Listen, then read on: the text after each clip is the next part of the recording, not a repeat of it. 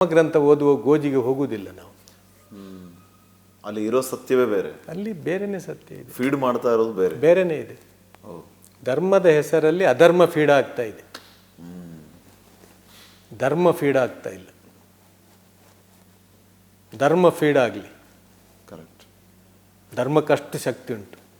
ನಮ್ಮೆಲ್ಲರನ್ನು ಕೂಡಿಸುವಂತಹ ಶಕ್ತಿ ಇದ್ದರೆ ಈ ಜಗತ್ತಿನಲ್ಲಿ ಅದು ಧರ್ಮಕ್ಕಿರುವುದು. ಧರ್ಮ ಮಾತ್ರ ನಮ್ಮನ್ನು ಕೂಡಿಸಬಲ್ಲದು. ಅದು ನಾವು ಹುಡುಕಿ ತೆಗಿಬೇಕು. ಈ ಎಷ್ಟು ಗ್ರಂಥಗಳನ್ನು ಓದಿದ್ರು ನಾವು, ಅದು ಗೀತಾ ಇರ್ಬೋದು, ಗೀತಾ ಅಂದರೆ ನಾನು ಗೀತೆಯ ಬಗ್ಗೆ ಹೇಳುದು, ಅದರ ಭಗವದ್ಗೀತಾ, ಅದು ಭಗವದ್ಗೀತೆ ಅಲ್ಲ ಅಂತೆ. ಅದು ನನಗೊಬ್ರು ಸರ್ ಹೇಳಿದ್ರು, ಭಗವದ್ಗೀತೆ ಹೇಳಬೇಡಿ, ಅದು ಭಗವದ್ಗೀತಾ ಅಂತ, ಗೀತಾಸಾರ ಅಂತ. ಗೀತಾಸಾರ, ಭಗವದ್ಗೀತಾ ಸಾರ. ಉಪನಿಷತ್ತುಗಳು ಇರ್ಬೋದು, ಬೈಬಲ್ ಇರ್ಬೋದು, ಕುರಾನ್ ಇರ್ಬೋದು. ಇದರಲ್ಲಿ ದೇವರ ಕಲ್ಪನೆಯ ಬಗ್ಗೆ ಅಭಿಪ್ರಾಯ ಭೇದಗಳಿವೆ, ಭಿನ್ನಾಭಿಪ್ರಾಯಗಳಿವೆ. ದೇವರು ಯಾರು, ಹೇಗಿದ್ದಾನೆ, ಅವನ ಕಾರ್ಯತಂತ್ರ ಹೇಗೆ, ಇದರ ಬಗ್ಗೆ ಭಿನ್ನಾಭಿಪ್ರಾಯಗಳುಂಟು. ಒಂದೇ ಇಲ್ಲ, ಎಲ್ಲವೂ ಕೂಡ ನಾವೆಲ್ಲ ಧರ್ಮ ಒಂದೇ ಹೇಳ್ತೇವಲ್ಲ. ಇದೆಲ್ಲ ಓದಿದ್ರೂ ನಮಗೆ ಅರ್ಥ ಆಗ್ತದೆ ದೇವರ ಕಲ್ಪನೆ ನಮ್ಮ ಧರ್ಮ ಗ್ರಂಥಗಳಲ್ಲಿ ಬೇರೆ ಬೇರೆ ಬೇರೆ ಬೇರೆ ಉಂಟು ಅಂತ. ಆದರೆ ಮನುಷ್ಯನ ವಿಚಾರಕ್ಕೆ ಬಂದರೆ ಎಲ್ಲ ಧರ್ಮ ಗ್ರಂಥಗಳ ಸಾರ ಒಂದೇ ಉಂಟು. ನಮಗೆ ಇವತ್ತು ಚರ್ಚೆ ದೇವರ ಬಗ್ಗೆ ಇಲ್ಲ, ಮನುಷ್ಯರ ಬಗ್ಗೆ ಉಂಟು ಚರ್ಚೆ. ನನ್ನ ದೇವರು ಯಾರು, ನನ್ನನ್ನು ಸೃಷ್ಟಿಸಿದ್ದು ಯಾರು, ಯಾರ ಅಂಕಿತದಲ್ಲಿ ನಾನಿದ್ದೇನೆ, ನನ್ನ ದೇವರು ಯಾರು ಅಂತೇಳಿ ನಾವು ಹುಡುಕಾಟ ಮಾಡೋಣ. ನನ್ನನ್ನು ಯಾರು ಸೃಷ್ಟಿ ಮಾಡಿದ್ದಾನೆ, ಈ ಜಗತ್ತನ್ನು ಯಾರು ಸೃಷ್ಟಿ ಮಾಡಿದ್ದಾನೆ, ಸೃಷ್ಟಿ ಮಾಡಿದ್ದು ಮಾತ್ರ ಅಲ್ಲ, ಇದನ್ನು ಯಾರು ನಿಭಾಯಿಸ್ತಾ ಇದ್ದಾನೆ, ಯಾರು ಚಲಿಸ್ತಾ ಇದ್ದಾನೆ, ಯಾರು ಬೆಳಕು ಮತ್ತು ಕತ್ತಲು ಹರಡ್ತಾ ಇದ್ದಾನೆ, ಯಾರು ಗಾಳಿ ಹರಡ್ತಾ ಇದ್ದಾನೆ, ಯಾರು ಬೆಳಕು ಹರಡ್ತಾ ಇದ್ದಾನೆ. ಆ ದೇವರ ಗೋಜಿಗೆ ಹೋಗಲೇ ಇಲ್ಲ ನಾವು. ಎಲ್ಲ ಧರ್ಮಗ್ರಂಥಗಳು ಸಾರುವಂತಹ ಮಾನವೀಯ ಮೌಲ್ಯಗಳು, ಮಾನವೀಯ ಸಂಬಂಧಗಳು, ಇದರ ಬಗ್ಗೆ ನಾವು ಹೊಡೆದಾಡಿಕೊಳ್ತಾ ಇದ್ದೇವೆ. ಎಲ್ಲಿದೆ ಸಂಸ್ಕೃತಿ ನಮ್ಮದು? ಚಿಕ್ಕಪ್ಪ ಇದ್ದಾರ ಈಗ ನಮ್ಮ ಸಮಾಜದಲ್ಲಿ? ಚಿಕ್ಕಪ್ಪ ಹೇಳುವಂತಹ ವಾಕ್ಯ ಸಿಗ್ತದ? ದೊಡ್ಡಪ್ಪ ಹೇಳುವಂಥ ವಾಕ್ಯ ಸಿಗ್ತದ? ಚಿಕ್ಕಮ್ಮ ದೊಡ್ಡಮ್ಮ ಹೇಳುವಂತಹ ವಾಕ್ಯಗಳು ಉಂಟ ನಮ್ಮ ಸಮಾಜದಲ್ಲಿ? ಎಲ್ಲರೂ ಕೂಡ ಆಂಟಿ ಅಂಕಲ್ ಆಗಿಬಿಟ್ಟಿದ್ದಾರೆ. ಎಲ್ಲರೂ ಕೂಡ ಆಂಟಿ ಅಂಕಲ್. ನಾವು ಬೆಳೆದಿದ್ದೇವೆ ಸರ್, ಆದರೆ ನಮ್ಮ ಸಂಸ್ಕೃತಿ ಬೆಳೀಲಿಲ್ಲ, ಬೆಳೆಸ್ತಿಲ್ಲ, ನಾವು ಬೆಳೆಸ್ತಾ ಇಲ್ಲ ಅದನ್ನು. ಹಿರಿಯರು ಭಾಳ ಬುದ್ಧಿವಂತರು ಸರ್, ನಾವು ಎಣಿಸಿದ್ದು ನಾವು ಬುದ್ಧಿವಂತರು ಅಂತ. ಅವರಿಗೆ ಸಂಬಂಧ ಜೋಡಿಸುವಂಥದ್ದು ಗೊತ್ತಿತ್ತು, ನಮಗೆ ಸಂಬಂಧ ಜೋಡಿಸಲಿಕ್ಕೆ ಗೊತ್ತಿಲ್ಲ ಸರ್. ನಾವೆಲ್ಲ ಮೈಕ್ರೋ ಆಗ್ತಾ ಇದ್ದೇವೆ.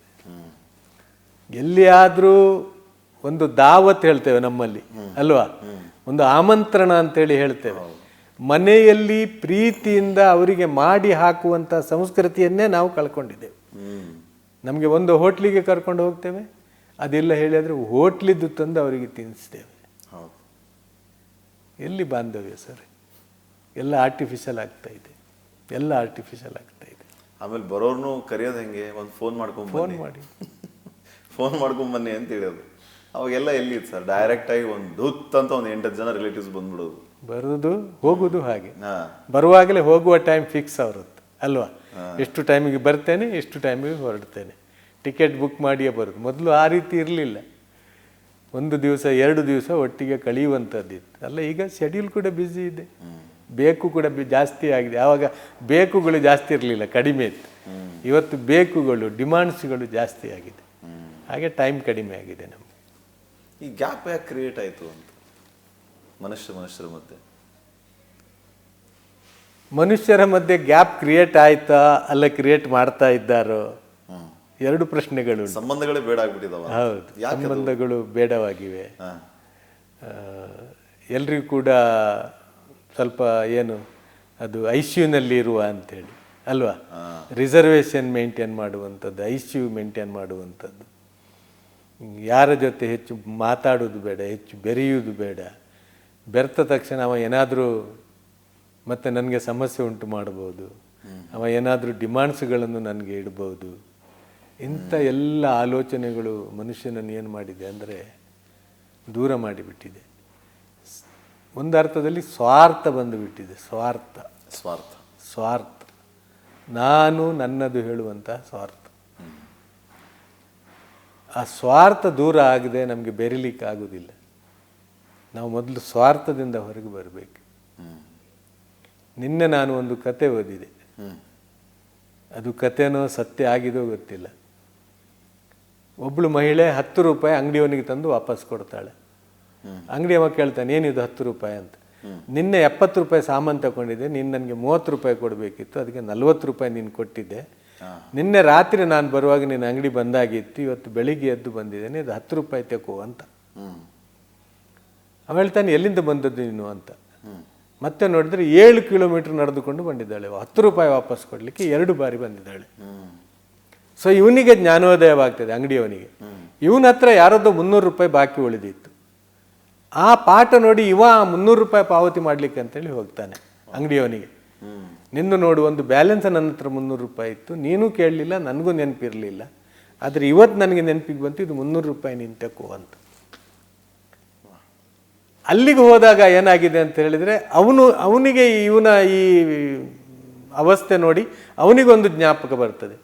ನಾನು ಒಬ್ಬನ ಹತ್ರ 1 ಲಕ್ಷ ರೂಪಾಯಿ ಸಾಲ ತಗೊಂಡಿದ್ದೆ, ಸಾಲ ತಗೊಂಡು 1 ವಾರದಲ್ಲಿ ಅವ ತೀರಿ ಹೋಗಿದ್ದಾನೆ. ಸೊ ಅದಕ್ಕೆ ಯಾರು ವಾರಿಸುದಾರರು ಇಲ್ಲ ಅಂತೇಳಿ ನಾನು ಅವನಿಗೆ ಸಾಲ ವಾಪಸ್ ಮಾಡಲಿಲ್ಲ.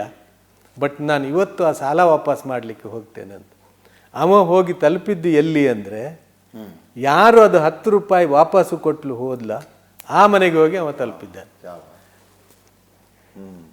ಸೊ ಅವಳು ಕೊಟ್ಟದ್ದು 14 ಕಿಲೋಮೀಟರ್ ನಡೆದು 10 ರೂಪಾಯಿ ವಾಪಸ್ ಆದರೆ, ಅವಳ ಗಂಡನ 1 ಲಕ್ಷ ರೂಪಾಯಿ ಅವಳ ಕೈಗೆ ಬಂದಿದೆ. ಸೊ ನಾನು ಮಾಡಿದ ಖರ್ಚು ನನಗೆ ಅದು ವಾಪಸ್ಸು ಬರ್ತದೆ. ಇಂಥ ಒಂದು ವ್ಯವಸ್ಥೆ ಈ ಜಗತ್ತಿನಲ್ಲಿ ಉಂಟು.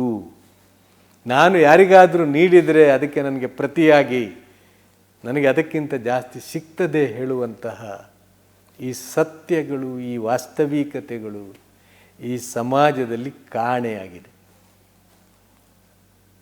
ದೈವಿಕ ಮಾರ್ಗದರ್ಶನ ಹೇಳ್ತಾರೆ, ದೈವಿಕ ಮಾರ್ಗದರ್ಶನ.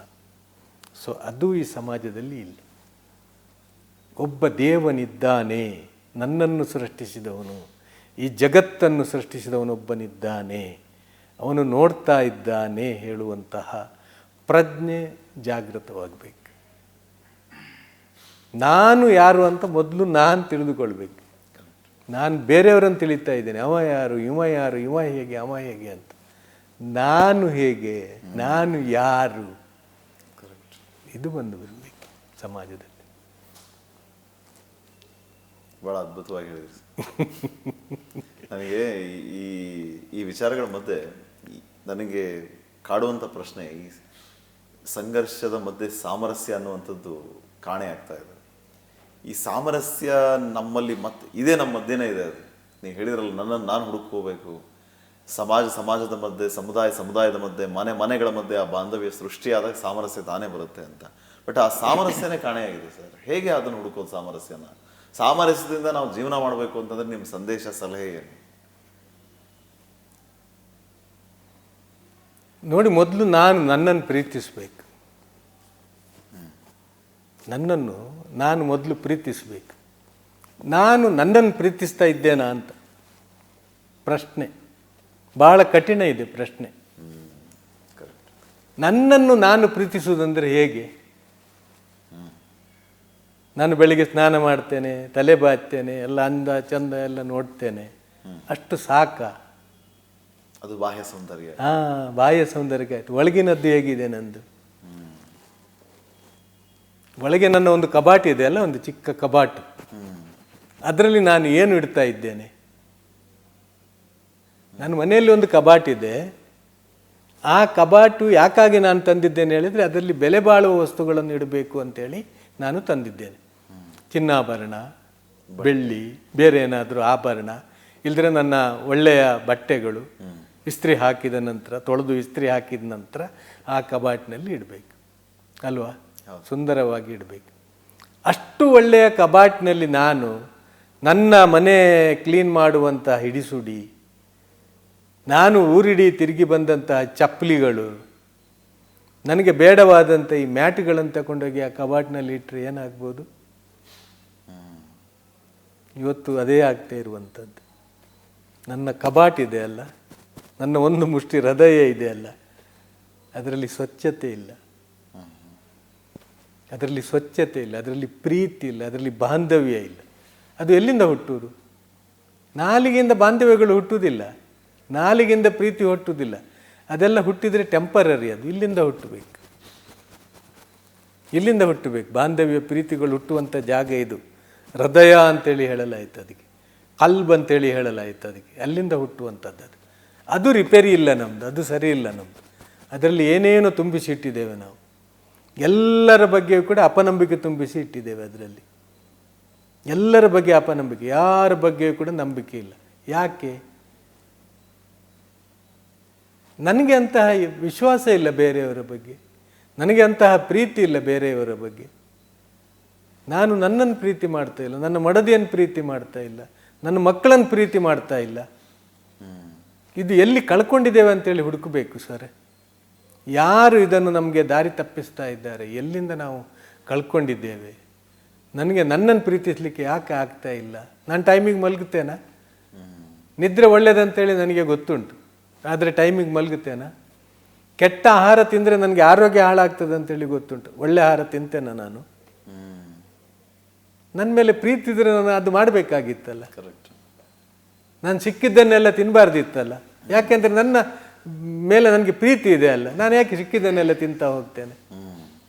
ನಾನು ಬೇಡದಿದ್ದದನ್ನು ತಿನ್ನಬಾರ್ದಲ್ಲ. ಹೌದು. ನನ್ನ ಹೃದಯದಲ್ಲಿ ಬೇರೆಯವರ ಬಗ್ಗೆ ದ್ವೇಷ, ಬೇರೆಯವರ ಬಗ್ಗೆ ಕೋಪ, ಬೇರೆಯವರ ಬಗ್ಗೆ ತಾತ್ಸಾರ, ಬೇರೆಯವರ ಬಗ್ಗೆ ಕೀಳರಿಮೆ ಇದ್ದರೆ ನನ್ನ ಹೃದಯ ಹಾಳಾಗ್ತದೆ ಅಂತೇಳಿ ನನಗೆ ಗೊತ್ತುಂಟಲ್ಲ, ಮತ್ತೆ ಯಾಕೆ ಅದನ್ನು ತುಂಬಿಸ್ತೇನೆ ನಾನು?